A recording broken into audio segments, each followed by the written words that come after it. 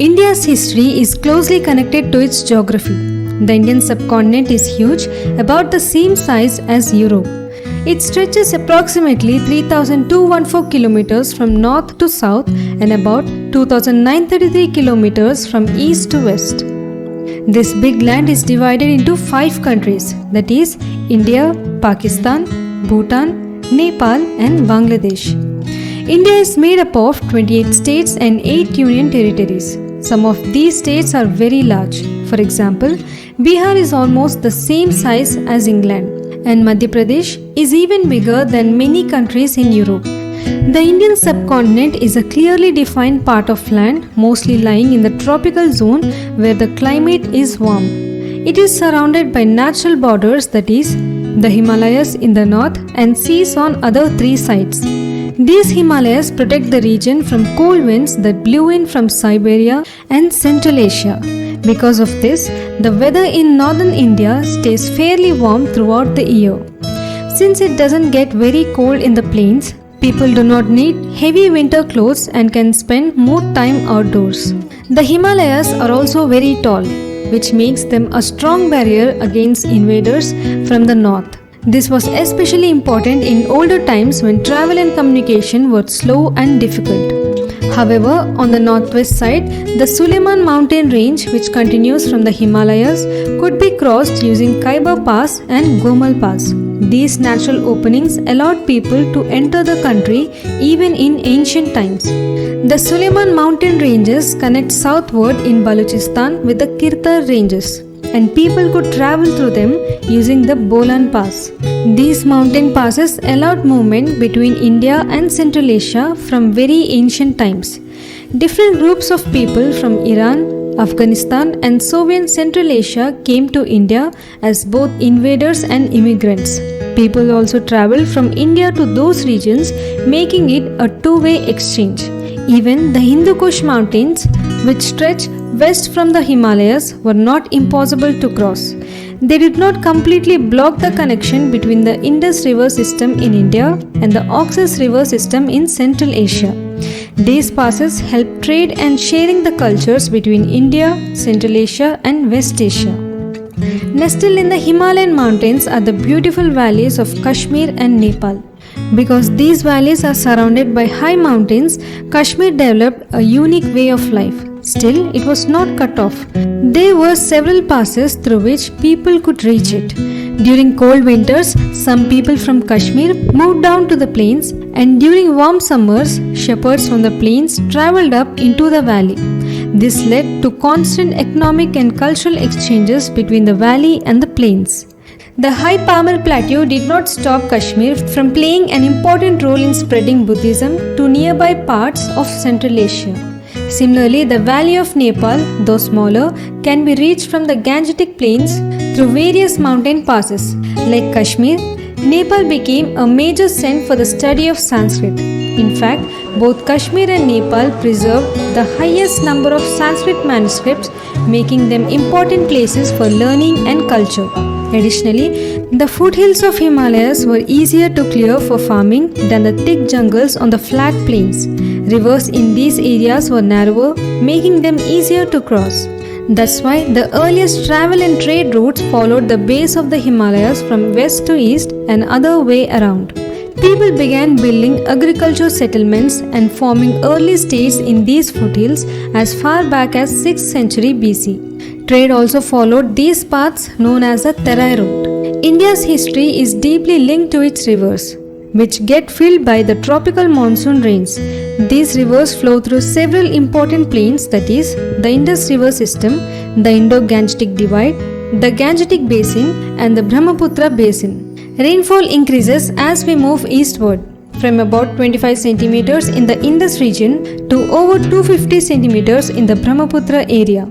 And the area with the less rain, like the Indus and Western Gangetic plains, had vegetation that could be cleared using stone and copper tools, making them suitable for farming. However, the Middle Gangetic region with 60 to 125 centimeters of rainfall had thicker forest and tougher soil. And the lower Gangetic and Brahmaputra regions received up to 250 centimeters of rain and were densely forested. These wetter areas couldn't be cleared until iron tools were invented later in the history. As a result, people first settled in the west and gradually expanded eastward. Once these regions were cleared and used for farming, they produced rich harvest and supported great civilizations. The Indus and Western Gangetic Plains mainly grew wheat and barley. The Middle and Lower Gangetic Plains mainly grew rice, which later became the main food in places like Gujarat and the southern part of Vindhya Mountains. With the rise of civilizations, different cultures flourished in each region, such as the Harappan culture grew in the Indus Valley, and the Vedic culture began in Punjab and thrived in the Western Gangetic Basin. The post-Vedic culture, which used iron tools, thrived in the Middle Gangetic Basin. Over time, other regions gained importance as well. North Bengal and the Lower Gangetic Valley rose during Gupta era. The Brahmaputra Valley in Assam became important in the early medieval period. Many powerful rulers fought to control these fertile plains and valleys. The area between the Ganga and Yamuna rivers, known as the Doab, was especially valuable and often contested. In olden times, building roads was very difficult, so people used boats to carry goods and travel. Rivers became the main paths for transporting materials and soldiers. For example, the stone pillars made by Ashoka were taken to different parts of India using boats. Rivers remained important for travel and trade even up to the East India Company period. Additionally, rivers often flooded nearby land, making it rich and good for farming. They also provided water for canals, which helped in irrigation. But there was a downside too. Floods sometimes destroyed towns and villages, especially in the northern plains. Many ancient buildings were lost forever because of this damage. Despite the risk of floods, many important cities like Hastinapur, Prayag, Varanasi and Pataliputra were built along river banks.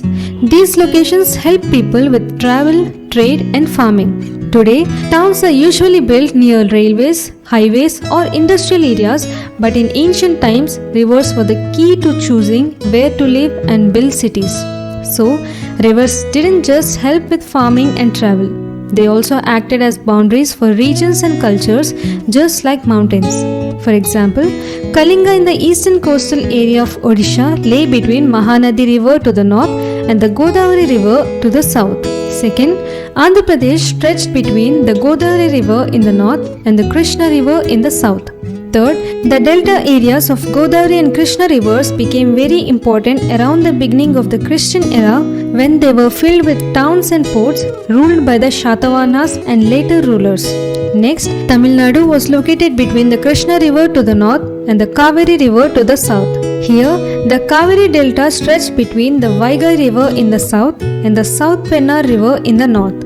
It formed a special geographical zone that became the center of the Chola Empire slightly before the start of the Christian era. This area was not the same as northern Tamil Nadu, which was hilly and gained importance under Pallavas around the 4th to 6th centuries AD.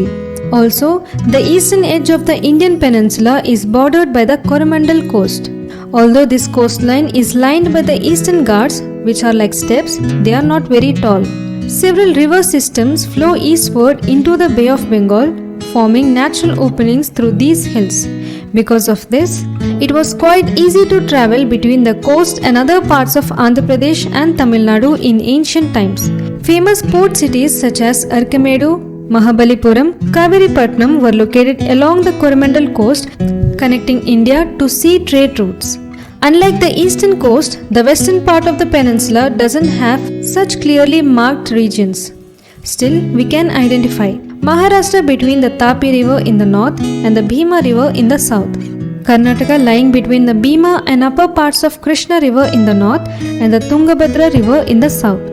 For a long time, the Tungabhadra River acted as a natural border between the rival kingdoms in the north and the south. The Chalukyas of Badami and the Rashtrakutas struggled to go beyond the Tungabhadra towards the south. Similarly, the Pallavas and Cholas faced challenges expanding northward beyond it. Now, the far southwestern part of peninsula is today's Kerala. This area is lined with the Malabar coast, which developed several small ports and kingdoms over time. In the next class, we'll explore how India's geography shaped its early history, how mountains, rivers, deserts and coastlines led to the rise of powerful kingdoms and rich trade routes. Don't miss this exciting journey into the land of shaped ancient India. If you liked this video, please like, share and subscribe.